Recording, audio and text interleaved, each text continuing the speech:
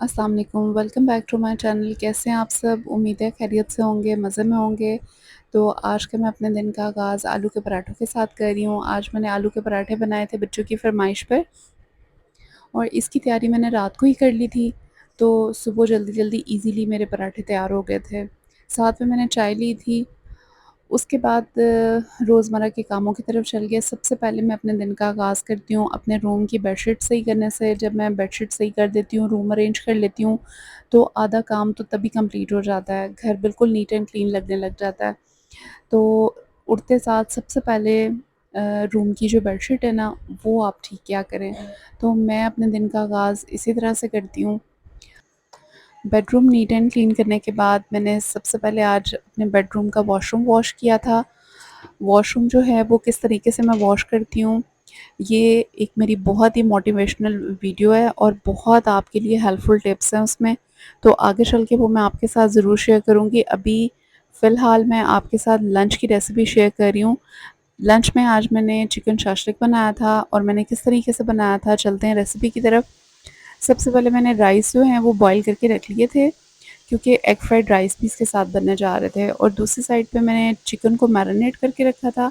Marination के लिए just मैंने कॉर्नफ्लावर लिया था और रेड चिली फ्लेक्स लिए थे, ब्लैक पेपर और सॉल्ट। इन तीनों चीज़ों को मिक्स करके मैंने फ्राई कर लिया था।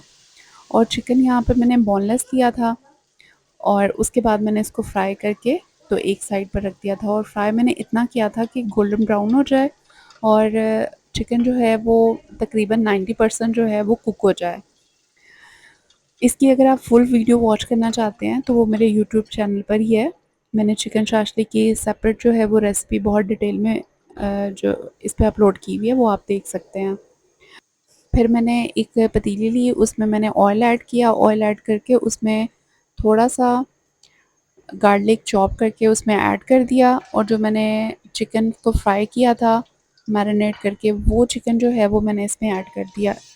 उसके बाद इसको अच्छे से मैंने सौते कर लिया, यानी कि भून लिया। भूनने के बाद इसमें जाएँगे ड्राई इंग्रीडिएंट्स। सबसे पहले मैंने इसमें चिली फ्लेक्स ऐड किए, उसके बाद मैंने रेड चिली पाउडर ऐड किया, फिर इसमें मैंने 1 बाउल केचअप ऐड किया, उसके साथ ही मैंने पानी भी ऐड कर दिया। पानी ऐड करके फिर मैंने थोड़ी देर इसको कुक होने के लिए छोड़ दिया और साथ ही फिर मैंने चिली गार्लिक सॉस वो इसमें ऐड की। चिली गार्लिक सॉस ऐड करके थोड़ी देर के लिए पकने के लिए छोड़ देना है। जब थोड़ा-सा कुक हो जाए तो उसके बाद उसमें टोमेटो प्यूरी ऐड करनी है। टोमेटो प्यूरी ऐड करने के बाद इसमें सॉसेस ऐड करनी है। सबसे पहले चिली सॉस, सिरका और उसके बाद सोया सॉस। ये तीनों चीज़ें ऐड करने के बाद इसको मिक्स कर लें। मिक्स करने के बाद थोड़ा-सा इसको पकने देना है। पकने के बाद इसमें मैंने शुगर ऐड की। शुगर ऐड करने के बाद आपने दोबारा से इसको लिड लगा के पकने के लिए छोड़ देना।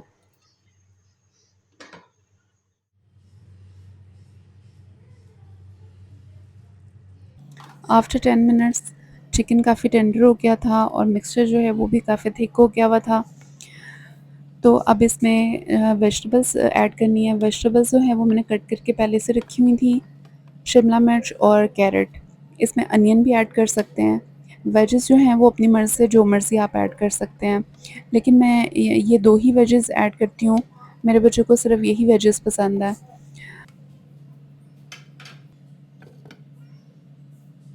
अब मैंने 1 चम्मच कॉर्नफ्लावर लिया, कॉर्नफ्लावर लेके उसको पानी में मिक्स करके वो इसमें शामिल करना है। वो शामिल करके तो इसको मज़ीद 5 मिनट और पकाना है। उसके बाद चिकन शाशलिक जो है वो तैयार हो गया। ये रेसिपी बहुत ईज़ी है। अगर आप वेजिटेबल्स की कटिंग पहले से करके रख लें तो ये इसको बनाना बहुत ईज़ी होता है। तो अब मैंने बनाने थे egg fried rice. Egg fried बनाने के लिए सबसे पहले मैंने एक पैन लिया, उसमें मैंने ऑयल ऐड करके साथ ही गार्लिक चॉप करके उसमें डाल दिए। गार्लिक का कलर चेंज नहीं करना, जस्ट लाइट सा सौते करना है। सौते करने के बाद उसमें कैरट ऐड करनी है। चॉप्ड कैरट ली है मैंने। ये वेजेस भी मैंने पहले से काट के रख ली हुई थी।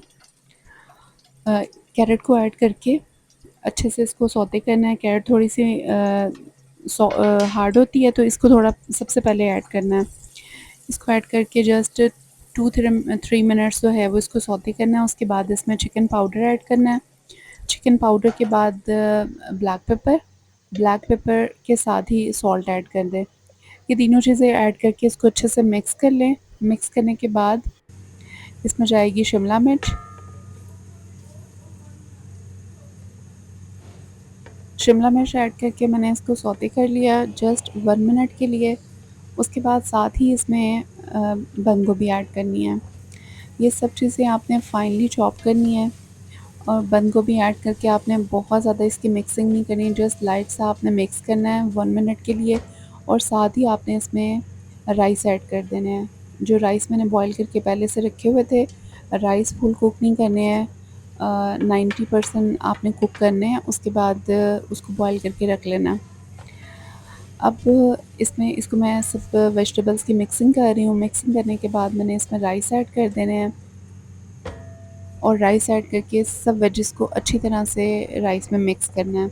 मिक्सिंग आपने बहुत अच्छी करनी है, तमाम वेजिटेबल्स राइस में मिक्स हो जानी चाहिए और जितने मसाले हैं, स्पाइसेस, वो भी इसमें सारे मिक्स हो जाएँ। राइस में हमने नमक भी नहीं डाला था बॉयल करने वक़्त, ना ही कुछ और मसाला डाला था, just simple plain white rice मैंने बॉयल किए थे।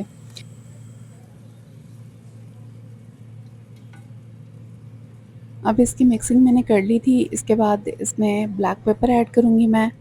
ब्लैक पेपर ऐड करने के बाद जो ग्रीन अनियन था वो मैंने इसमें ऐड किया। ग्रीन अनियन भी मैंने बहुत फ़ाइन चॉप किया हुआ था।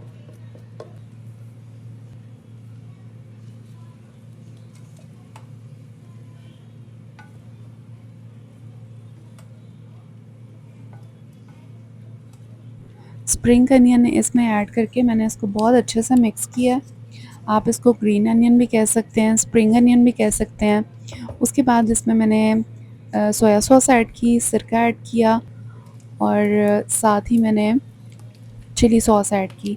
ये तीनों चीज़ें ऐड करने से एग फ्राइड राइस बहुत ही मज़े के बनते हैं और बहुत खिले-खिले चावल बनते हैं, तो इसलिए ये इसमें ज़रूर ऐड करें। और इसमें मैंने आज बहुत लाइट सा ब्लैक पेपर ऐड किया है, बिल्कुल स्पाइसी मैं एग फ्राइड राइस नहीं बना रही। दूसरी साइड पे मैंने 2 एग लिए थे, उसके अंदर थोड़ा-सा फूड कलर, सॉल्ट और साथ में ब्लैक पेपर ऐड करके उसको अच्छे से मिक्स करके तो एक पैन में फ्राई कर लिया।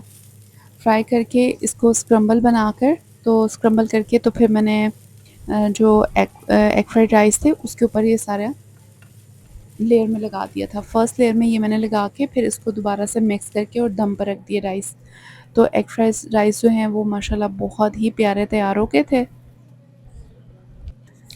चिकन शाशलिक और चाइनीज़ डिशेज़ मेरे घर में बहुत पसंद की जाती हैं। स्पैगटीज़, नूडल्स, चिकन शाशलिक और फ़िश वग़ैरह अक्सर मैं अपने घर में बनाती रहती हूँ और बच्चे बहुत ही शौक़ से खाते हैं, हत्ता कि बड़े भी बहुत ही शौक़ से खाते हैं।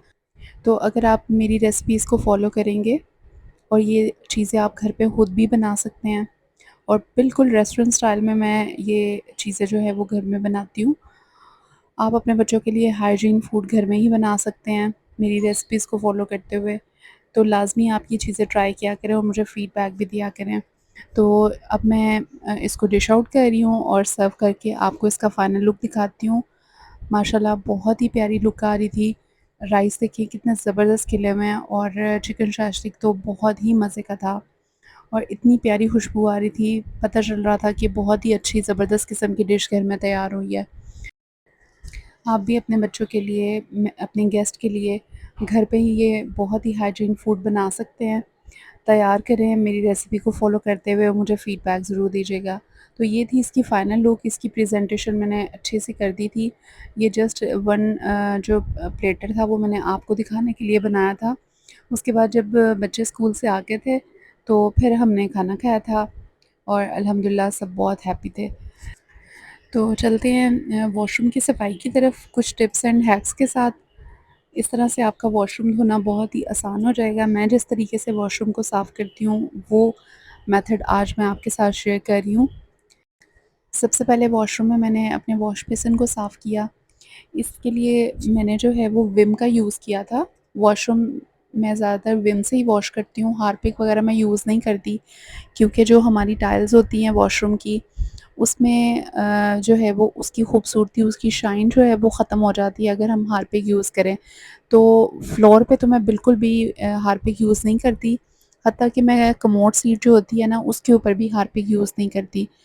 सबसे पहले मैंने वॉश बेसिन के ऊपर इसको थोड़ा-सा वेट कर लिया और उसके ऊपर मैंने विम पाउडर वो थोड़ा-सा डाल दिया और उसके बाद मैंने इसको हाथों की मदद से अच्छे तरीके से एक कपड़ा लेके तो उससे मैंने सारा इसको बहुत अच्छे तरीके से मल दिया था। इसी विम के साथ आपने जितने टैप्स वगैरह होते हैं वो भी आपने साफ़ करने हैं और इस तरह से अगर आप करेंगे तो वॉश बेसिन बहुत ही नीट एंड क्लीन हो जाएगा और जब भी आप वॉश बेसिन साफ़ करें तो उसके साथ जो टैब होता है वो भी साफ़ करें और बैक साइड की जो वॉल होती है टाइल्स वाली वो भी साफ़ करें और इन सब चीज़ों पे इकट्ठा ही आप विम लगा के तो छोड़ दें।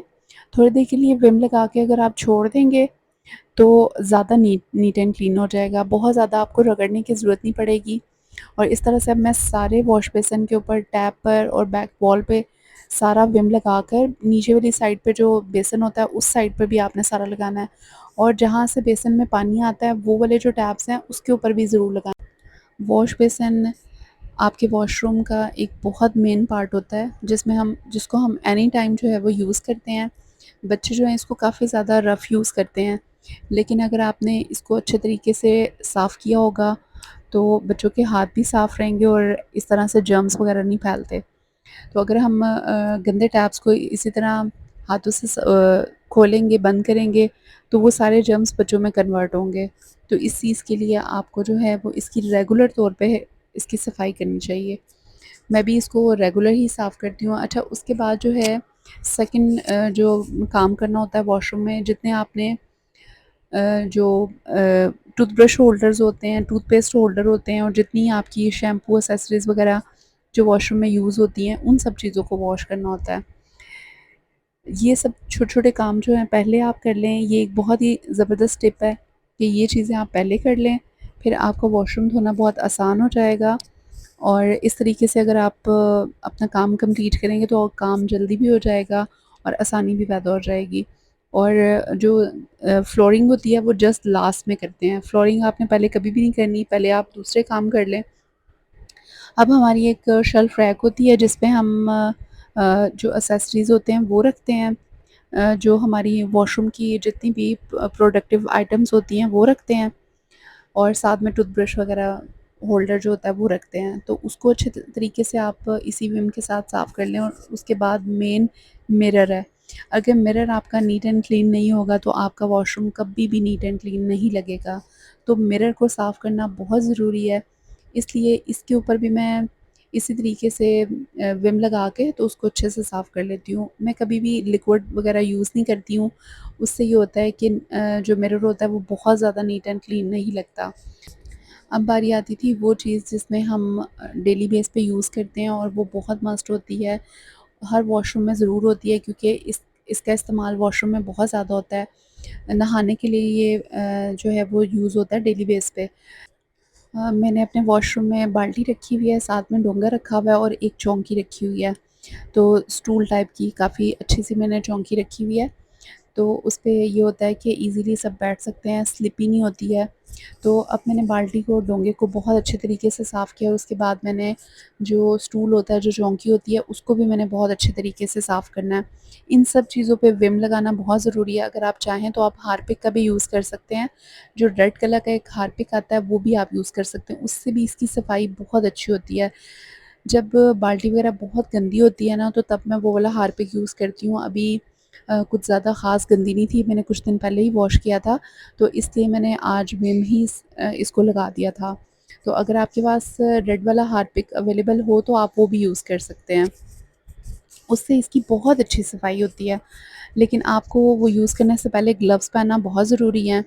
तो मैं जस्ट आज विम से ही वॉश कर रही थी, इसलिए मैंने ग्लव्स नहीं पहने थे। तो अब ये जो है वो मैं चौंकी को वॉश कर रही थी, इसको मैंने अच्छे तरीके से सारा इनर साइड पे भी विम लगा दिया। जब पानी वगैरह इसके ऊपर पड़ता है या बाल्टी में हम पानी भरते हैं तो पानी के भी जो स्टेन्स होते हैं ना, वो बाल्टी में रह जाते हैं। उसकी वजह से जो है ना वो गंदी हो जाती है और डोंगे को तो हाथ बहुत लगते हैं, उसकी वजह से वो गंदा हो जाता है। तो इस वजह से ये तमाम चीज़ों को साफ़ करना बहुत ज़रूरी है। अगर आपने अपना वॉशरूम वॉश कर लिया है लेकिन आपकी ये एक्सेसरीज़ वॉश नहीं है, तो आपका वॉशरूम कभी भी नीट एंड क्लीन नहीं रहेगा। इसलिए ये तमाम चीज़ें पहले आपने वॉश करनी है, उसके बाद आपने कोई और काम करना है। अब बारी आती है शावर टैप की। शावर टैप बहुत ज़्यादा इम्पोर्टेंट है। अगर इसको भी हम साफ़ नहीं रखेंगे तो वॉशरूम की लुक अच्छी नहीं आएगी।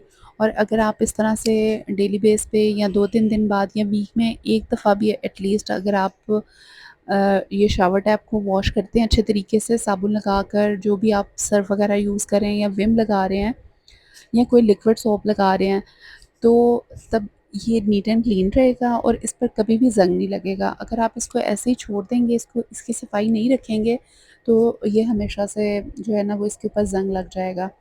तो अब इसके साथ ही मेरा एक साइड है पोर्शन जिसमें मैं सोप रखती हूँ, वो भी मैंने अच्छे तरीके से वॉश किया। उसके साथ मैंने सारी वॉल्स जो हैं उनको भी नीट एंड क्लीन किया था। उसको भी मैंने वॉशरूम की जितनी हाफ़ टाइल्स थी ना, जो एक्सेसरीज़ के साथ लगी होती हैं, वहाँ पे हमेशा हाथ लग जाते हैं, तो वो साइड ज़रूर वॉश करनी चाहिए। उसके बाद जो है मुस्लिम शावर आता है। ये भी वॉशरूम का एक बहुत ही अहम पार्ट है। इसको भी साफ़ करना उतना ही ज़रूरी है जितनी दूसरी एक्सेसरीज़ को साफ़ करना ज़रूरी है।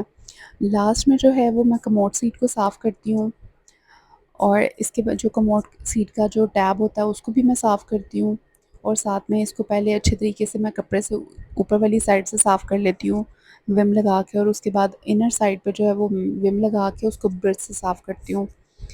मैंने हार्पिक जो है वो कभी भी अपनी कमोड सीट पे भी यूज़ नहीं किया, क्योंकि मैंने देखा है अक्सर घरों में हार्पिक या कोई एसिड वगैरह यूज़ करते हैं ना लोग, तो उससे हार्पिक जो कमोड सीट होती है वो ख़राब हो जाती है। तो इसलिए उसका मैं यूज़ बिल्कुल भी नहीं करती हूँ। तो जस्ट विम जो है वो लेके मैं उसी से सारे अच्छे तरीके से साफ़ करती हूँ।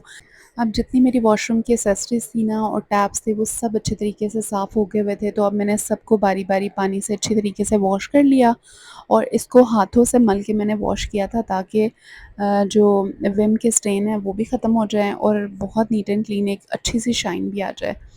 तो इस तरीके से आपने मल के हाथों से इसको वॉश कर लेना है। इस तरह से अगर आप अपना वॉशरूम वॉश करेंगे तो इंशाल्लाह आपको बहुत अच्छा लगेगा और सैटिस्फैक्शन भी होगी और बहुत जल्दी नीट एंड क्लीन होगा। आपको बहुत ज़्यादा मेहनत नहीं करनी पड़ेगी। अच्छा, अब लास्ट जो काम होता है ना वो हमारा जो फ्लोर होता है ना उसकी सफाई होता है। तो इसको जो है इसके लिए मैंने झाड़ू नहीं रखा हुआ। झाड़ू के तिनके वगैरह जो हैं वो बहुत ज़्यादा टूटते हैं, तो इसलिए मैं ब्रश का इस्तेमाल करती हूँ। ये जो ब्रश है इसके किसी किस्म के जो वो होते हैं तिनके वगैरह वो नहीं उतरते। तो इस तरह का मैंने एक मोप वाला ब्रश है वो रखा हुआ है। तो वो मैं यूज़ करती हूँ। सारा मैंने विम गिरा दिया फ़र्श के ऊपर, उसके बाद उसको खड़े होकर ही वॉश कर लेते हैं, क्योंकि बैठकर काम करना थोड़ा मुश्किल हो जाता है। तो इसकी जो स्टिक होती है वो काफ़ी लंबी होती है, तो खड़े होकर ही आप सारा वॉशरूम अच्छे तरीके से वॉश कर सकते हैं। बहुत ज़्यादा जो है मेहनत नहीं लगती। वुमेन्स के लिए स्पेशली जिनको बैक पेन होता है तो उनके लिए भी आसानी हो जाती है। तो मैं तो बैठ के कोई काम नहीं कर सकती, मुझे वो बहुत मुश्किल होती है। तो इस वजह से मैं ज़्यादातर खड़े होके ही ज़्यादा काम करती हूँ। तो इसके लिए मैंने ब्रश रखा हुआ है और हाफ़ जो वॉल है ना उसको भी मैंने फ़र्श पर जो फ्लोर पे लिक्विड गिरा हुआ था ना, जो मैंने विम गिराया था, उसी को मैंने उसी से इसकी ऊपर वाली साइड से भी सारी सफाई कर दी इसी ब्रश के साथ। तो इस तरह जब हम ये वाला काम करते हैं ना तो हमारा फ्लोर इतना नीट एंड क्लीन हो जाता है। तो उसके बाद जो है वो मैंने सारा पानी गिराकर विम सारा निकाल लिया था और उसके बाद मैंने जो है वो वाइपर यूज़ किया। अब ये जो वाइपर है और जो मैंने ये वाला ब्रश रखा हुआ था, ये मैंने सिर्फ़ वॉशरूम के लिए ही रखा हुआ है। इसको मैं कहीं और रूम्स वग़ैरह में यूज़ नहीं करती। तो इसी तरीके से आप वॉशरूम की जो चीज़ें हैं वो बिल्कुल सेपरेट रखा करें। अच्छा, उसके बाद जब मैंने ये सारा साफ़ कर लिया था ना, तो मैं एक जो है ना ढक्कन डेटॉल का वो पानी में डाल के तो फ़र्श पे फ्लोर पे जो है ना वो सारा मैं फेंक देती हूँ। उससे एक तो वॉशरूम में बहुत अच्छी सी खुशबू आती है और सारे जर्म्स ख़त्म हो जाते हैं। तो ये आप जो है टिप ज़रूर याद रखिएगा। वॉशरूम में हमेशा लास्ट टाइम पे आप जो एक टब लेके उसमें जस्ट 1 टेबलस्पून जो है वो आप डेटॉल का डाल के पानी में मिक्स करके तो उसको आप सारा फैला दें और उसके बाद फिर आप वाइपर लगा दें। अगर आप उसके बाद भी पानी डालना चाहते हैं तो आप पानी भी डाल दें, अदरवाइज़ इतनी ज़्यादा ज़रूरत नहीं होती। उससे वॉशरूम में बहुत ज़बरदस्त फ्रेगनेंस आती है और बिल्कुल नीट एंड क्लीन हो जाता है, जर्म्स फ्री वॉशरूम हो जाता है। उसके बाद मैंने एक ड्राई कपड़ा लिया और उससे मैंने सारा मिरर और मिरर के नीचे जो एक शेल्फ़ होती है जिस पे हम मुख्तलिफ़ एक्सेसरीज़ वग़ैरह रखते हैं या कोई प्रोडक्टिव अपनी आइटम्स होती हैं वो रखते हैं।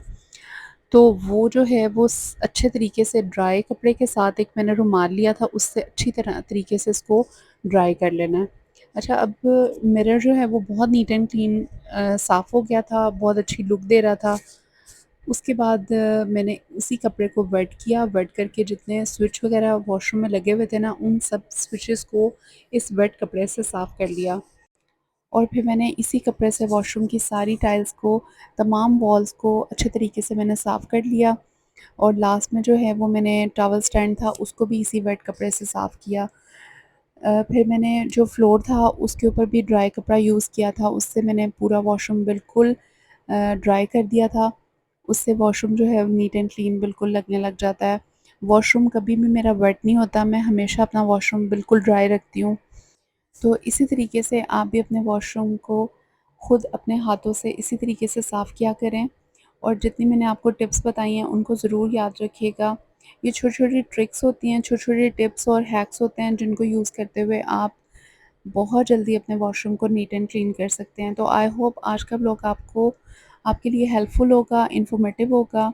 तो अगर आज का व्लॉग आपको पसंद आए तो अपने फ्रेंड्स, फैमिली के साथ ज़रूर शेयर करें, लाइक करें, कमेंट करें और अपनी दुआओं में ज़रूर याद रखिएगा और अगर आप मेरे चैनल पर न्यू हैं तो बेल के आइकन को ज़रूर क्लिक करें। अल्लाह हाफ़िज़।